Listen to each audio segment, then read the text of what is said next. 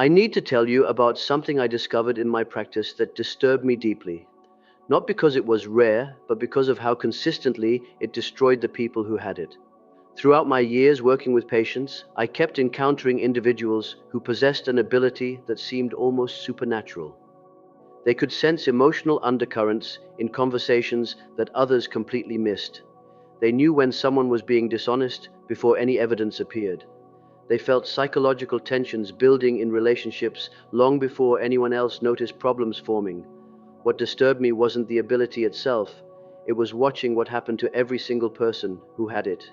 They became increasingly isolated, their relationships fell apart one by one, they struggled to function in normal social settings, and most troubling of all, they often couldn't explain why their lives were falling apart because the problem wasn't visible to anyone else. I remember one particular patient who walked into my office in 1913. I was in the middle of my own personal turmoil after parting ways with Freud, questioning everything I thought I understood about the human mind. This woman had a quality I'd never quite seen before. Within moments of meeting someone, she could describe their emotional state, their hidden struggles, even their unconscious motivations with unsettling precision. I tested this carefully, of course. I would observe people she described and verify her assessments through careful analysis. Time and again, she was accurate in ways that seemed impossible. She told me she couldn't go to social gatherings anymore. Everyone feels like they're performing a play, she said, and I'm the only one who can see it's not real. They sense I can see it and they hate me for it. She'd lost job after job, not for poor performance, but because her co-workers found reasons to push her out. She made people uncomfortable in ways they couldn't articulate. Her presence somehow violated invisible social contracts she wasn't even aware existed. I wrote extensively about her case because I realized something profound. This wasn't mental illness I was observing. This was what happens when someone's consciousness develops beyond what society is structured to handle. Her perceptions, when I could verify them, were accurate. She wasn't imagining things or projecting her own issues onto others. She was genuinely perceiving psychological realities that remained hidden to everyone else. But being right didn't protect her. In fact, it made everything worse. And as I studied more cases like hers, I uncovered something that genuinely frightened me about human psychology. Here's what I discovered through years of clinical observation. When someone can accurately perceive the parts of ourselves we're hiding, even from ourselves, something activates in the human psyche that's almost primal. I came to call this shadow projection, and it's one of the most powerful psychological forces I've ever documented.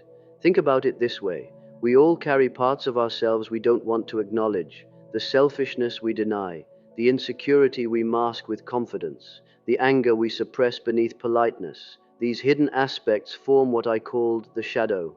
Now imagine someone who can see your shadow clearly, not through accusation or judgment, but simply through accurate perception.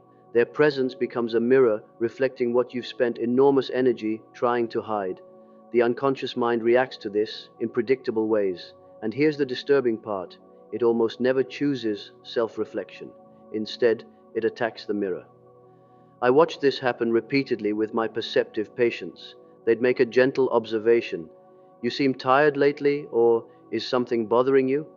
And people would react with shocking hostility, accusations of negativity, claims they were causing problems, anger that seemed disproportionate to what was actually said. The perceptive person would be confused. They were just noticing what seemed obvious.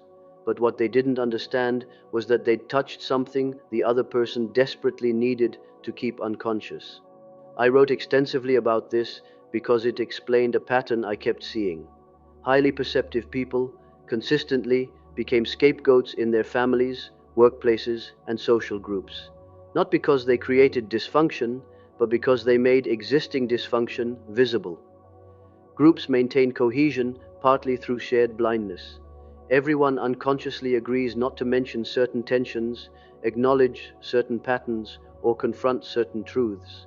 The highly perceptive person violates these agreements simply by existing authentically. They become the problem not because they cause problems, but because they reveal what the group needs to keep hidden. But this social targeting, as damaging as it is, wasn't even the worst thing I discovered about having this kind of perception. There's a specific kind of isolation I observed in these highly perceptive individuals that goes beyond normal loneliness. You can be surrounded by family, colleagues, friends, people who care about you, and still feel completely, utterly alone. Because the way you experience reality fundamentally differs from how they experience it. I called this the isolation of consciousness. When your primary mode of perceiving the world can't be shared with the people around you. One patient described it perfectly. It's like I can see colors that don't exist for other people. I try to describe what I'm seeing, and they look at me like I'm speaking a foreign language. Eventually, I learned to stop trying. This creates a profound existential loneliness. You're not lonely because you lack connection, you're lonely because connection happens at a surface level that never touches your actual lived experience. The things you perceive, the patterns you recognize, the emotional undercurrents you sense, these remain invisible to others, and when you try to share them, you're often met with confusion, dismissal, or that subtle pulling away that tells you you've made someone uncomfortable again. Over time, many of my patients learned to hide their perceptions entirely. They'd smile and nod through conversations while seeing and sensing everything they couldn't say. They became performers in their own lives, constantly monitoring what they could reveal without triggering negative reactions. But here's what made this truly dangerous. This constant self-censoring, this performance of being less perceptive than you are, takes an enormous psychological toll, which leads directly to the third danger, the one that threatened to destroy my patients completely. The most dangerous pattern I documented was this. People with highly developed perception often struggle to maintain clear boundaries between their own psychological contents and what they're picking up from others. Imagine walking into a room and immediately feeling anxious, angry, or depressed, but these feelings didn't originate in you. They're emotional atmospheres you're absorbing from your environment. Now imagine this happening constantly, in every interaction, every space you enter. And imagine not having clear tools to distinguish between this is my emotion and this is something I'm sensing from others. I documented cases where patients would spend entire weeks processing emotions that never originated within them. They'd feel depressed and only later realize they'd been absorbing depression from a coworker. They'd feel anxious and eventually discover they were picking up tension from their family system. I called this phenomenon participation mystique, a state where the boundaries between self and environment become dangerously permeable. The real danger here isn't just confusion or exhaustion, though both are significant. The real danger is identity dissolution. When you can't reliably distinguish your own inner experience from absorbed external content, you start losing touch with who you actually are. Several of my patients described feeling like they were disappearing, not metaphorically. They genuinely couldn't locate their authentic self beneath all the absorbed psychological material. This is what made me realize that integration wasn't just therapeutically beneficial, it was psychologically urgent. Without it, these individuals didn't just suffer. Their sense of self was genuinely at risk. Now, understanding how this perception manifests differently in different people becomes critical for knowing how to work with it. Through careful observation, I identified 4 ways this heightened perception typically manifests. Each follows different patterns and requires different approaches. The emotional absorber feels other people's feelings as physical sensations in their own body. They might walk into a tense meeting and feel their stomach knot up, their shoulders tighten, their chest constrict, all reflecting the unspoken emotional atmosphere rather than their own feelings. These individuals often struggle most with the boundary problem I mentioned. They experience such complete emotional contagion that distinguishing self from other becomes nearly impossible without specific training. The pattern predictor sees psychological trajectories before they fully manifest. They sense when relationships are heading toward failure, when someone's heading for a breakdown, when organizational dysfunction is building toward crisis. They perceive these patterns months in advance through unconscious recognition rather than logical analysis. The challenge for this type is that warning people rarely goes well.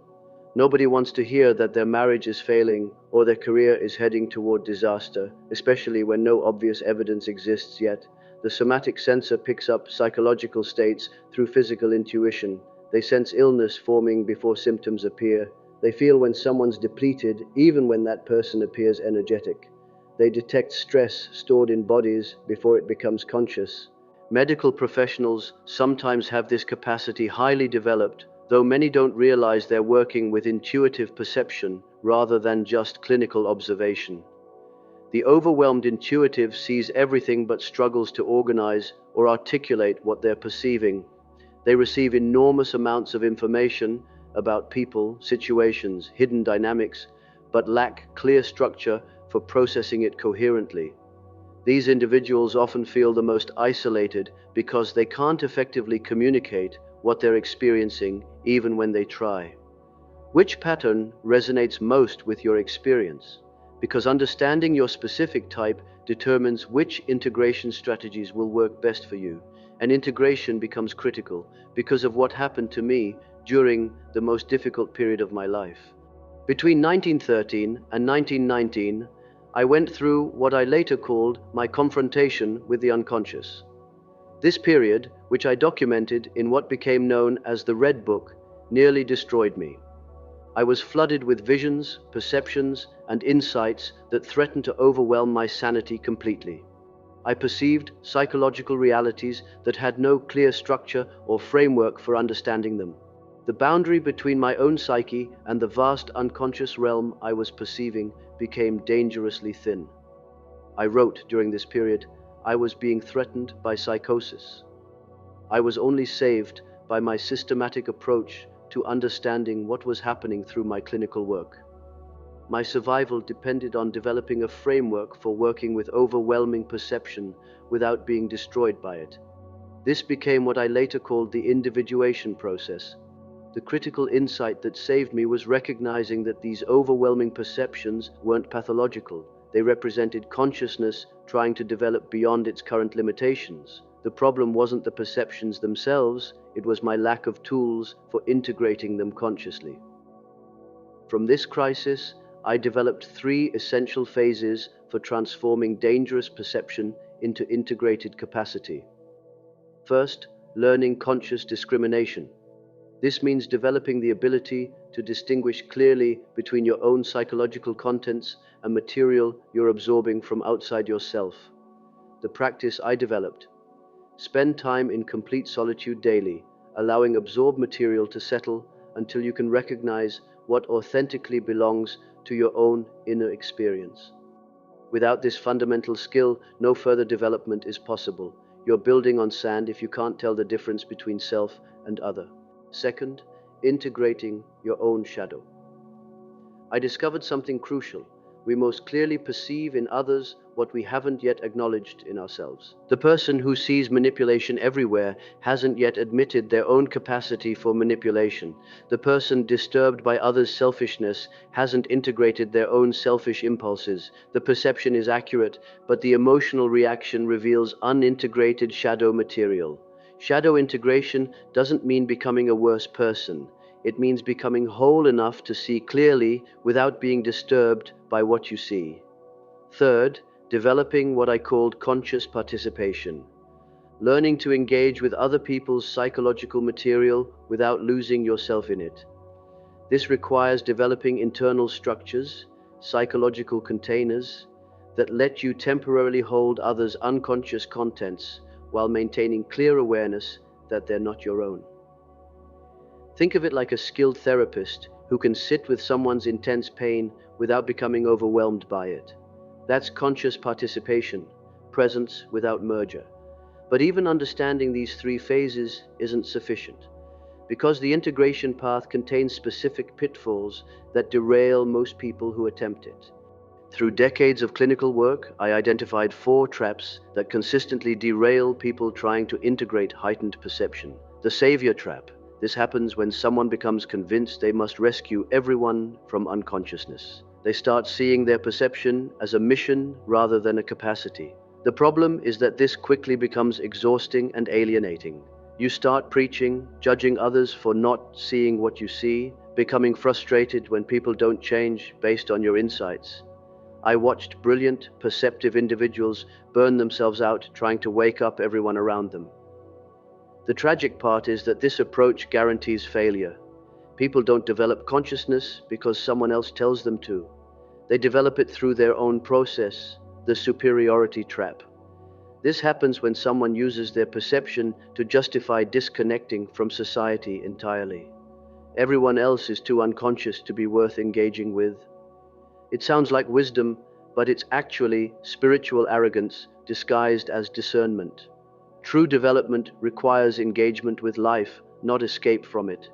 The hermit who withdraws completely hasn't transcended human limitation, they've been defeated by it. The identity trap. This occurs when someone becomes so defined by their ability to help and perceive that they lose contact with their own development and needs. Their entire sense of self gets wrapped up in being the person who sees what others miss, who helps troubled people, who carries the emotional burden for groups. But when perception becomes your identity, the actual person disappears behind the function. The regression trap. Even people who successfully integrate their perception can slip back during crisis, trauma, or major transitions. Under stress, they stop maintaining psychological boundaries and get flooded with others' material again. Integration isn't a permanent achievement you reach once. It's a dynamic practice requiring ongoing conscious attention and maintenance. Avoiding these traps requires sustained practice and, critically, finding the rare individuals who can actually engage with what you perceive. One of the most important things I learned was that highly perceptive people need specific types of relationships to maintain their psychological health. Not everyone can handle being truly seen, not everyone can engage with deep perception without becoming defensive. And trying to be fully authentic with people who can't handle it leads to repeated, painful rejection. I identified 3 types of people who can genuinely engage with heightened perception. Other individuated people, those who've done their own deep inner work, recognize each other almost immediately. There's an authenticity in their presence that can't be faked. With them, you can be completely genuine without fear of triggering defense mechanisms. These connections often form quickly and intensely because both people recognize something rare, someone else who lives at similar psychological depth. People actively engaged in their own growth process can often handle perceptive insights, even if they don't possess the same level of perception themselves. They're not threatened by it because they're already committed to seeing themselves clearly. Someone in therapy, doing serious spiritual practice, or genuinely engaged in self-examination can usually receive observations without becoming defensive. Natural containers are people who may not have heightened perception or be actively engaged in inner work, but have developed the capacity to hold psychological content without being overwhelmed. Often these are mature individuals who've weathered significant life challenges and developed wisdom through experience. How do you recognize these people? They ask genuine questions rather than immediately defending when you make an observation. They can acknowledge their own contradictions without shame. They demonstrate real curiosity about psychological depth rather than staying only at surface level. The key is finding people who treat your perceptions as valuable contributions rather than threatening intrusions. But why does any of this matter beyond your personal well-being? Because integrated perception serves a function far larger than individual survival.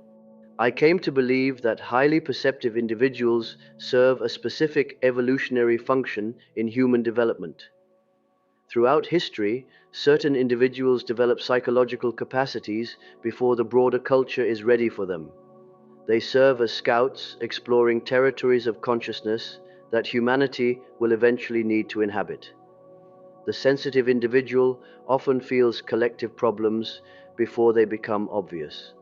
They sense cultural tensions, psychological dysfunctions, and emerging patterns while they're still unconscious to the majority. Their personal struggles often mirror what the entire culture needs to address, but isn't yet ready to confront. When these individuals learn to integrate their perception consciously rather than being destroyed by it, they help make unconscious contents accessible before they manifest destructively at the collective level. This is why your integration matters beyond your personal well-being. You're not just learning to survive your sensitivity, you're potentially helping to prepare consciousness itself for necessary evolutionary developments. The question isn't whether you're too sensitive or too perceptive. The question is whether you'll develop the skills to work with your perception consciously so it becomes a contribution rather than a burden. My patient from 1913, the one who could barely function in society when she first came to me, worked with these integration principles for 3 years. By the end of that time, her life looked completely different. She'd learned to distinguish between her own feelings and absorbed material. She found work helping others where her perception became an asset rather than a liability. She built relationships with people who valued rather than feared her insights. Most significantly, she stopped experiencing her perception as a curse she needed to escape and began relating to it as a capacity requiring conscious development. She didn't learn to see less, she learned to see more skillfully. Her perception remained just as sharp, but her relationship to it transformed from overwhelming to integrated. This pattern is what I discovered across many cases. The perception itself doesn't change or diminish. What changes is your capacity to work with it consciously rather than being overtaken by it. You're not broken because you see what others miss. Your consciousness has simply developed ahead of current collective norms. The question facing you isn't whether to suppress your perception to fit in better. The question is whether you'll develop the integration skills that transform overwhelming perception into conscious wisdom. The path I developed offers movement from dangerous isolation toward conscious contribution, from perception that destroys toward perception that serves. Your gift isn't your burden. Your lack of tools for working with your gift is your burden. Learn to integrate what you see consciously, and you become what I believed highly perceptive individuals were meant to be: consciousness pioneers helping humanity develop capacities it will eventually need. The danger isn't that some people see too much. The danger is that most people with this capacity never learn how to work with it skillfully. You're not too much for this world. You represent exactly what consciousness evolution requires: people willing to develop beyond current limitations. The real danger isn't seeing everything. It's never learning to transform what you see from a curse into a conscious capacity. Which of the four patterns describes your experience? And are you ready to stop being destroyed by your perception and start integrating it consciously?